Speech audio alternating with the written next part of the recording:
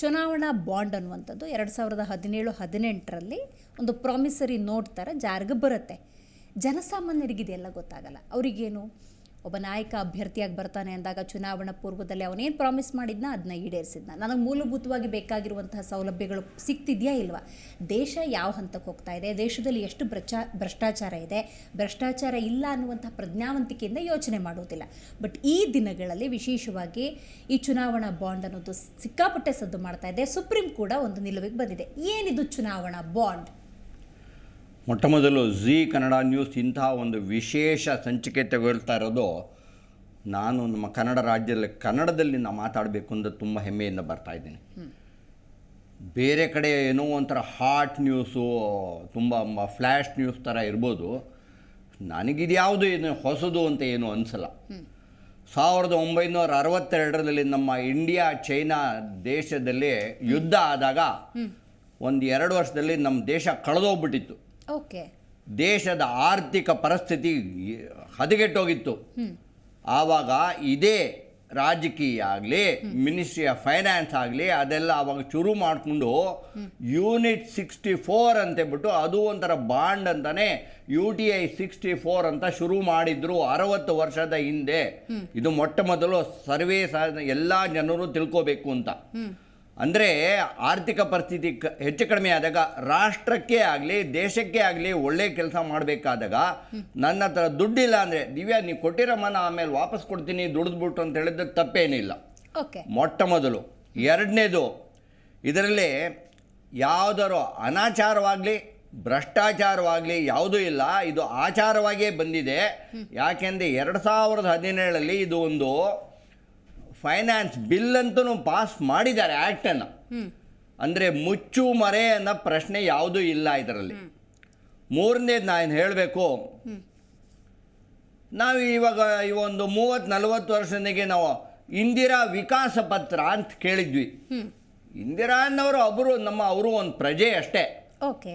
ಅವ್ರ ಹೆಸರಲ್ಲೇ ವಿಕಾಸ ಪತ್ರ ಅಂತೇಳ್ಬಿಟ್ಟು ಯಾರು 500 ರೂಪಾಯಿಲಿ 1000 ರೂಪಾಯಿಲಿ ಯಾವನಾರು ಒಬ್ಬ ತಗೊಂಡ್ರೆ ಅವನು ಯಾರು ತಗೊಂಡ ಯಾರು ವಾಪಸ್ ತಗೊಳ್ತಾರೆ ಅಂತ ಯಾರಾದರೂ ಪ್ರಶ್ನೆ ಮಾಡಿದ್ರಾ?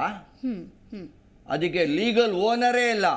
ಇವತ್ತು ನೀವು ಇಟ್ಕೊಂಡಿದ್ದೀರಾ, ಇವತ್ತು ನಿಮ್ಮದು, ನಾಳೆ ನನ್ನ ಹತ್ರ ಬಂದಿದೆ ಅದು ನನ್ನದು. ಆ ಥರ ಇತ್ತು ಆ ಇಂದಿರಾ ವಿಕಾಸ ಪತ್ರ ಅನ್ನೋ ಕೂಡ. It was also A legal. ಇದು ಮೊಟ್ಟ ಮೊದಲು ಇದಕ್ಕೆ ಕರೆನ್ಸಿ ನೋಟ್ ಅಂತೀವಿ. ಬಾಂಡ್ ಅಂದರೆ ಏನಪ್ಪ ಅಂದರೆ ಒಂದು ಪ್ರಾಮಿಸರಿ ನೋಟ್ ಅಂತೇಳಿ ಅಷ್ಟೇ.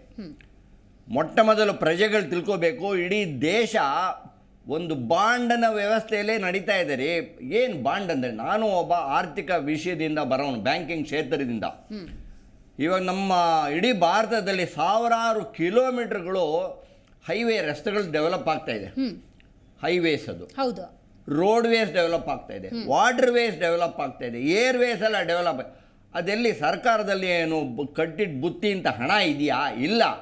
ಅದಕ್ಕೋಸ್ಕರನೇ ಪಬ್ಲಿಕ್ ಆಗಲಿ ಪ್ರೈವೇಟ್ ಇನ್ಸ್ಟಿಟ್ಯೂಷನ್ ಆಗಲಿ ಇವರಿಂದ ನೀವು ಹಣ ಕೊಡಿಪ್ಪ, ನಾವು ರಾಷ್ಟ್ರೋದ್ಧಾರಕ್ಕೆ ಉಪಯೋಗಿಸ್ತೀವಿ, ಅದ್ರಲ್ಲಿ ಗಳಿಸಿದ್ದನ್ನು ವಾಪಸ್ ಕೊಡ್ತೀವಿ ಅನ್ನೋದನ್ನೇ ಬಾಂಡ್ ಅಂತ ಹೇಳೋದು ಅಷ್ಟೇ.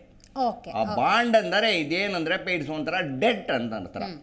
ಇಲ್ಲಿ ಪತ್ರ ಅಷ್ಟೇ. ಬಾಂಡ್ ಅದು ಒಂದು ಪ್ರಾಮಿಸರಿ ನೋಟ್ ಅಂತ. ಇದನ್ನ ನಮ್ಮಲ್ಲಿ ರಾಜಕೀಯಗಳು ಆಮೇಲೆ ರಾಜಕಾರಣಿಗಳು ಬೇರೆ ಬೇರೆ ಉದ್ದೇಶಕ್ಕೆ ಕೆಟ್ಟ ಏನೇನು ಥರ ತಿರುಗಿಸ್ಬಿಟ್ಟಿದ್ದಾರೆ ಅಷ್ಟೇ. ಇದರಲ್ಲಿ ಯಾವುದು ಮುಚ್ಚು ಮರೆ ಇಲ್ಲ. ಆಮೇಲೆ ಯಾವುದೇ ಇಲ್ಲಿ ಹಣ ಬರೋದು ಕೂಡ ಒಂದು ಬ್ಯಾಂಕಿಂಗ್ ಅಕೌಂಟ್ ಮೂಲಕನೇ ಬರೋದಿದ್ರಲ್ಲಿ. ಅಂದರೆ ಇದು ಯಾವುದೋ ಬ್ಲ್ಯಾಕ್ ಮನಿ ಅಲ್ಲ, ಇಲ್ಲೀಗಲ್ ಅಲ್ಲ ಅಂತ. ಇಲ್ಲೀಗಲ್ ಅಲ್ಲ ಮೊಟ್ಟ ಮೊದಲು. ಎರಡನೇದು, ಹಿಂದೆ ಎಲ್ಲ ನಡೆದಿದೆಯಲ್ಲ ಈ ಹವಾಲಾ ಕೇಸು, ಸೈನ್ ಕಿಟ್ಸು, ಆ ಥರದ್ದು ಅಲ್ಲ. ಆಮೇಲೆ ಎಷ್ಟೇ ಬಂದರೂ ಈ ಹಣನ ಬ್ಲ್ಯಾಕ್ ಆ್ಯಂಡ್ ವೈಟಲ್ಲಿ ಎಷ್ಟು ಬಂದಿದೆ, ಯಾರಿಗೆ ಎಷ್ಟು ಬಂದಿದೆ ಅಂತ ಹೇಳಿದ್ದಾರೆ. ಅಲ್ಲಿ ಏನೋ ಒಂದು ಕುಂದುಕೊರತೆ ಇರ್ಬೋದು, ಯಾರು ಕೊಟ್ಟಿದ್ದಾರೆ ಅಥವಾ ಯಾರಿಗೆ ಹೋಗುತ್ತೆ ಅನ್ನೋ ಪ್ರಶ್ನೆ ಅದ್ರ ಬಗ್ಗೆ ಒಂಥರ ನಿಗೂಢವಾಗಿರ್ಬೋದು ಒಂಥರ ಅಷ್ಟೇ. ಬಟ್ ಅದರ್ವೈಸ್ ಈ ಹಣ ಅನ್ನೋದು ಕಲೆಕ್ಷನ್ ಆಗ್ತಾ ಇರೋದು ಕೂಡ ಯಾವುದು ಭ್ರಷ್ಟಾಚಾರ ಅಲ್ಲ, ಬ್ಲ್ಯಾಕ್ ಆ್ಯಂಡ್ ವೈಟ್. ಹಿಂದೆ ಆ UTI 64 ನಡೆದಂಗೆ ಇಂದಿರಾ ವಿಕಾಸ್ ಪತ್ರ ಅಂತ ಹಣ ದೇಶಕ್ಕೆ ಉದ್ಧಾರಕ್ಕೆ ತಾನೇ ಕಲೆಕ್ಟ್ ಮಾಡಿದ್ದು. 1991ನಲ್ಲಿ ಗೊತ್ತು, ನಮ್ಮ ದೇಶನೇ ಆರ್ಥಿಕ ಪರಿಸ್ಥಿತಿ ಕಷ್ಟ ಆಯಿತು. ಆವಾಗ PV ನರಸಿಂಹರಾವ್ ಇದ್ದಾಗ ಲಿಬರಲೈಸೇಷನ್, ಪ್ರೈವೇಟೈಸೇಷನ್, ಗ್ಲೋಬಲೈಸೇಷನ್ ಅದು ಎಲ್ಲ ತಂದರು ಕೂಡ. ಸೊ ಇದೆಲ್ಲ ಒಳ್ಳೆದಿಗಾಗಿ ಮಾಡಿದ್ದಾರೆ, ಇದು ದುರುದ್ದೇಶ ಇಲ್ಲ ಅಂತ ನಾನು ಮೊಟ್ಟ ಮೊದಲು ಹೇಳ್ತಾ ಇದ್ದೀನಿ. ನೀವು ಆಚಾರ ಅನ್ನೋ ಒಂದು ಶಬ್ದವನ್ನು ಬಳಕೆ ಮಾಡಿದ್ರಿ ಸರ್. ಆ ಆಚಾರವನ್ನು ಇಟ್ಟುಕೊಂಡೇ ಮಾಡೋದಾದರೆ ಖರೀದಿದಾರರು ಇರ್ಬೋದು, ಪಾವತಿದಾರರ ಹೆಸರನ್ನು ಕೂಡ ಅಲ್ಲಿ ಮೆನ್ಷನ್ ಮಾಡ್ಬೋದು. ಇಲ್ಲ ಅದರ ಅಗತ್ಯತೆಯೂ ಇಲ್ಲ, ಅನಿವಾರ್ಯತೆಯೂ ಇಲ್ಲ ಅನ್ನೋದರ ಅರ್ಥ ವಿಶ್ಲೇಷಣೆ ಬೇರೆನೇ ಆಗುತ್ತೆ. ಆ ಕ್ಲಾರಿಟಿ ಅನ್ನೋದು ಒಂದೊಂದಾಗಿ ಬರ್ತಾ ಇದೆ ಇವಾಗ. ಯಾಕೆಂದರೆ ಕೆಲವರಿಗೆ ಇದು ಒಂದೇ ಒಂದು ಪಕ್ಷಕ್ಕೇನೋ ಒಂದು 6,000 ರೂಪಾಯಿ ಕೋಟಿ ಬಂದ್ಬಿಟ್ಟಿದೆ ಅಂತ ಕೆಲವರು ಕಣ್ ಕೆಂಪಾಗಿರ್ಬೋದು, ಓಕೆ, ಬೇರೆಯವ್ರಿಗೆ ಕಮ್ಮಿ ಆಗಿರ್ಬೋದು ಅಂತ ಇರ್ಬೋದು, ಆಯ್ತಾ? ಸೊ ಅದ್ರ ಬಗ್ಗೆ ಡೀಟೇಲ್ ಅನ್ನು ಮುಂದುವರಿಸ್ತಾ ಮಾತಾಡ್ತಾ ಹೋಗೋಣ. ಇಲ್ಲಿಗೆ ಬಾಂಡ್ ಅನ್ನೋದು ಇದು ಯಾವುದೋ ಮುಚ್ಚು ಮರೆಯಲ್ಲ, ಕಪ್ಪು ಹಣ ಅಲ್ಲ, ಬೇರೆ ಥರ ಯಾವುದೋ ಒಂದು ಬೋಫರ್ಸ್ ಕೊಟ್ಟಿದ್ದು, ಬೇರೆ ಯಾವುದೋ ಒಂದು ಡೀಲ್ ಅಂಥದ್ದೆಲ್ಲ ಅಲ್ಲ. ಇದು ರಾಜಾರೋಷವಾಗಿ ರಾಷ್ಟ್ರದಲ್ಲಿ ಈ ಥರ ಚುನಾವಣೆ ನಡೀತಾ ಇದೆ. 7 ವರ್ಷದಿಂದ ಇದು ಸಂಸತ್ ಇದರಲ್ಲಿ ಪಾಸಾಗಿದೆ ಬಿಲ್ಲು, ಆದ್ರಿಂದ ಮಾಡ್ತಾ ಇದ್ದೀವಿ ಅಂತ ಹೇಳ್ಬಿಟ್ಟು ಮಾಡ್ತಾ ಇದ್ದಾರೆ. ಇದು ನನ್ನ ಅನಿಸಿಕೆ, ನಾ ಹೇಳ್ತಾರೆ. ಜಿ ಕನ್ನಡ ನ್ಯೂಸ್ ಈಗ ನಿಮ್ಮ ಮನೆಯಲ್ಲೇ ನೋಡಿ. ಎಲ್ಲ ಕೇಬಲ್ಗಳಲ್ಲಿ ಈಗ ಲಭ್ಯ. Sun Direct 292, Jio TV 1334, U digital 162, city cable 51, GTPL 17, Abhishek cables 821, Rockline telecommunication 51, Shri Basaveshwara number 60, Vinayaka digital number 53, IN digital number 896ರಲ್ಲಿ. ನಿಮ್ಮಿಷ್ಟದ ಜಿ ಕನ್ನಡ ನ್ಯೂಸ್ ನೋಡಿ ಆನಂದಿಸಿ.